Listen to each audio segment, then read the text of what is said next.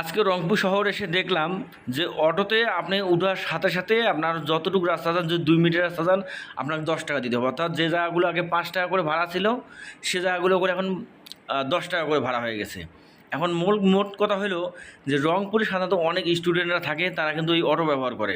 তারা কলেজে যায় এবং টিউশনিতে যায়, যাওয়া এবং আসে। তাদের যাওয়া আসা করতে তারা বেশ কয়েকবার তাদেরকে অটোতে চড়তে হয়। এই অটোতে চড়ার জন্য একজন স্টুডেন্টের প্রায় 100 টাকার মতো যদি এখন অটোতে চলে আসে, আগে যেখানে 40 থেকে 50 টাকাতে হয়ে যেত, সেখানে এখন লাগবে 80 থেকে 100 টাকা। তো একটা গ্রামের স্টুডেন্ট যারা গ্রাম থেকে গিয়ে শহরে থাকে, তাদের জন্য 100 টাকা দিনে এই অটোর জন্য বরাদ্দ রাখা, এটা আসলেই অমানবিক। এখন আপনারা কি বলবেন? আপনাদের মতামত জানান যে এই 10 টাকা যে ভাড়া তারা করলো, সব অটো কিন্তু এটা নিয়ম করছে, এখানে আপনি কখনোই 5 টাকা দিতে পারবেন না। তা সব অটোতে ভাড়াটা নিয়মটা যে করলো, এটা কি আপনি কতটুকু আপনি সঠিক মনে করেন, সেটা বিষয়ে কমেন্টে জানান এবং এই ভিডিওটি আপনি অবশ্যই শেয়ার করে জানাবেন। আসলে আমার মতে এটা ঠিক হয়নি, ভাড়াটা অনেক বেশি হয়ে গেছে।